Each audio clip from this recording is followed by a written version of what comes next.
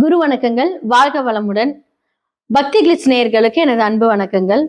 நான் உங்கள் டிஎன்ஏ மற்றும் பிரசன்ன ஜோதிடர் சுப்ரஜா சுரேஷ். இன்னைக்கு ஒரு முக்கியமான ஒரு தலைப்பை பத்தி தான் நான் பேச வந்திருக்கேன்.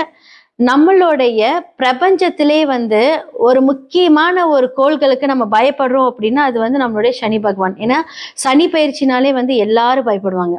அடுத்தபடியா யாருக்கு நம்ம பயப்படுவோம் அப்படின்னா நம்மளுடைய ராகு பகவானை பத்தி தான்.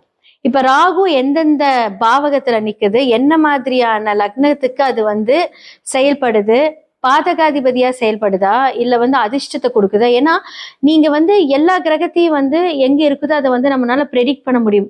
ஆனா ராகு மட்டும் அந்த ப்ரெடிக்ஷன் கொண்டுட்டு வரும்போது நிறைய குழப்பங்கள். ஏன்னா அவரே பாத்தீங்க அப்படின்னா எந்த பாவகத்துல இருந்து எப்படி கொடுப்பாரு.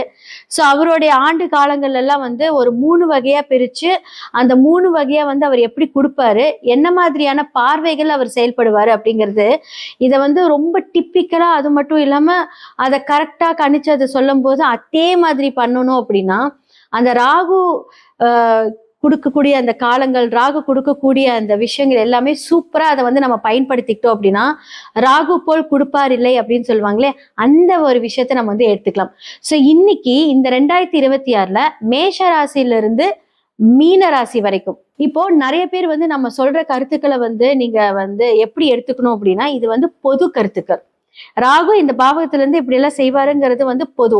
உங்களுடைய ஜாதகத்துல ராகு எந்த இடத்துல இருக்காரு அப்படின்னு சொல்லணும். இப்ப உதாரணமா இப்ப ராகு நம்மளுடைய கோச்சாரத்துல 11ஆம் இடத்துல இருக்காரு. இப்ப நீங்க ஒருவேளை ஒரு லக்னமா இருந்து உங்களுடைய லக்னத்துல இருந்து 2ஆம் இடத்துல ராகு இருந்தாருன்னா அப்படின்னா அந்த 2, 11 கனெக்ட் பண்ணி தான் அந்த சுய ஜாதகத்துல பார்த்து சொல்ல முடியும். அப்போ நாங்க பொதுவா சொல்லக்கூடிய இந்த கோச்சார கருத்துக்களை நீங்க அண்டர்ஸ்டாண்ட் பண்ணிட்டு உங்களோட சுய ஜாதகத்தை பாருங்க. பார்க்கும்போது அது ஒரு தெளிவான விளக்கம் கண்டிப்பா கொடுக்க முடியும். அதே மாதிரி ராகு அப்படிங்கிறது யார் அப்படின்னா அவர் ஒரு நிழல் கிரகம். அவர் ஒரு போகக்காரகன். அவர் ஒரு கற்பனை நாயகன். அவர் ஒரு லக்ஸூரியஸ்க்கு ஒரு தலைவன், ஆடம்பர வாழ்க்கைக்கு உரியவன். அவரோட திங்கிங்க்கு ஒரு கட்டுப்பாடே கிடையாது. ராகு அப்படிங்கிறது நம்மளோட எண்ணங்கள். நீங்க சொல்றீங்க பாத்தீங்களா, எதெல்லாம் நீங்க மேனிஃபெஸ்ட் பண்றீங்களோ அதெல்லாம் நடக்கும் அப்படின்னு. இதுக்கு எல்லாமே உகந்தவர் நம்மளுடைய ராகு பகவான் தான். ஏன்னா பொதுவா ராகு எந்த இடத்துல இருந்து, ஒருவேளை எக்ஸாம்பிள் 5ஆம் இடத்துல இருந்துன்னா ராகு கற்பனையிலே கொடுத்துக்கிட்டே இருப்பார். நிறைய எண்ணங்களை தோண வச்சுக்கிட்டே இருப்பார். அப்போ அந்த ராகுவோட மேனிஃபெஸ்டேஷன்ல எது பெஸ்ட் அப்படிங்கறத நம்ம எப்படி தெரிஞ்சுக்கிறோம், எந்தெந்த பாவங்களுக்கு அவர் எப்படி செயல்படுறாரு அப்படிங்கறது இப்ப நம்ம பார்த்திடலாம். மேஷ ராசி முதல் மீன ராசி வரை ராகுவோட பலன்களை பற்றி நம்ம பார்க்கலாம். மீன ராசி மற்றும் லக்னக்காரர்களுக்கு ராகு 12ஆம் இடத்துல இருக்கு. அப்ப இந்த சனி பயிற்சி ராசியிலேயே லக்னத்திலே சனி வராரு. ஓகே, இந்த காம்பினேஷனை நம்ம எப்படி பேசலாம் அப்படின்னா 12 ராகு அப்படின்னா தூக்கத்தை கெடுப்பாரு. ஃபர்ஸ்ட் தேவையில்லாத கெட்ட கனவுகள் வந்துகிட்டே இருக்கும். மீன ராசி லக்னக்காரர்கள் கிட்ட கேளுங்க, முழுசா தூங்க மாட்டாங்க, தூங்கினா கெட்ட கனவா வரும். அதே மாதிரி என்ன மாதிரியான கனவுன்னா ரொம்ப பிரம்மாண்டமான கனவுகள். அந்த பிரம்மாண்டம் நல்லது இருக்கட்டும் கெட்டது இருக்கட்டும், அப்படியே பிரம்மாண்டமான கனவுகள் வந்துகிட்டே இருக்கும். இப்ப சனி அப்படிங்கிறது பாத்தீங்க அப்படின்னா உங்களுக்கு ஜென்ம சனியா போயிட்டு இருக்கறதுனால சனி அப்படிங்கிறது பாதத்தை குறிக்கும். நிறைய மீன ராசி லக்னக்காரர்களுக்கு முழங்கால் கீழே பிரச்சனை கண்டிப்பா இருக்கும். கால் வலி, கால் குடைச்சல் இதெல்லாமே இருந்துகிட்டே இருக்கும். இப்போ அவங்களுடைய லக்னாதிபதி 4ஆம் இடத்துல இருந்து வக்கரமா இருக்கும்போது தன்னுடைய சுகஸ்தானத்தை கெடுத்திருப்பார். தூக்கம் விடாம பண்ணுவாரு.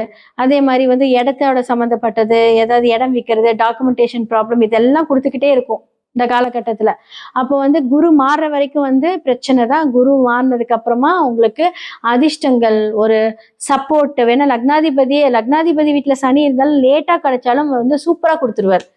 சனி பகவான் கண்டிப்பா கெட்டவரே கிடையாது. அவர் வாழ்க்கையை உணர்த்தக்கூடிய ஒரு கட்டத்தை அவர் சொல்லக்கூடிய ஒரு பகவான்.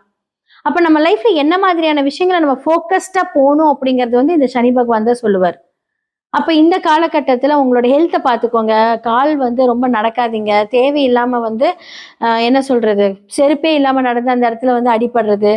வண்டியில போகும்போது கரெக்டா சின்ன சின்ன விஷயங்கள் தான். நம்ம ஸ்டாண்ட் எடுக்கும்போது அடிபடுறது எல்லாம் அந்த காலில் பட்டுக்கிட்டே இருக்கும். ஏதாவது ஒரு நடந்துட்டே இருப்பீங்க, அழகா போய் எதுலயாவது முட்டிக்கிட்டு இருப்பீங்க. இது எல்லாமே மீன ராசி லக்னத்துக்கு இந்த காலகட்டத்துல நடந்துகிட்டே இருக்கும்.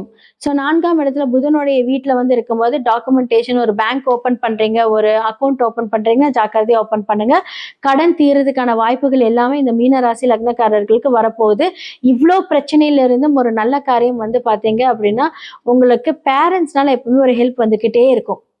ஏன்னா நீங்க வந்து ரொம்ப யதார்த்தவாதிகள், ரொம்ப நல்ல மனசு. ஏன்னா குருவோட வீடு அப்படிங்கும்போது எவ்வளவோ இருந்தாலும் நீங்க அவ்வளோ சீக்கிரம் வந்து தவறு செய்யாத ஒரு மனிதர்கள். அதே மாதிரி வந்து நீங்க எப்படிப்பட்ட ஒரு விஷயத்தையும் ஹேண்டில் பண்ணி கொண்டுட்டு வரக்கூடிய புதன், அந்த இடத்துல வந்து புத்தி வந்து புதன்காரங்கள் வந்து நீசமா இருந்தாலும் என்ன அப்படின்னா 4ஆம் இடம் அப்படின்னு சொல்லக்கூடிய தாயினால் அன்பு, தாயோட அன்பு எப்பவுமே வந்து மீன ராசி லக்னக்காரர்கள் கிட்ட கேட்டு பாருங்க.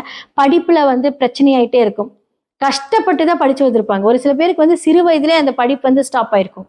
இது வந்து அவங்களுடைய விஷயமே அப்படிதான் இருக்கும். மீன லக்னத்துல பிறந்தவங்களுக்கு எல்லாமே படிப்புல போராடி தான் வந்திருப்பாங்க.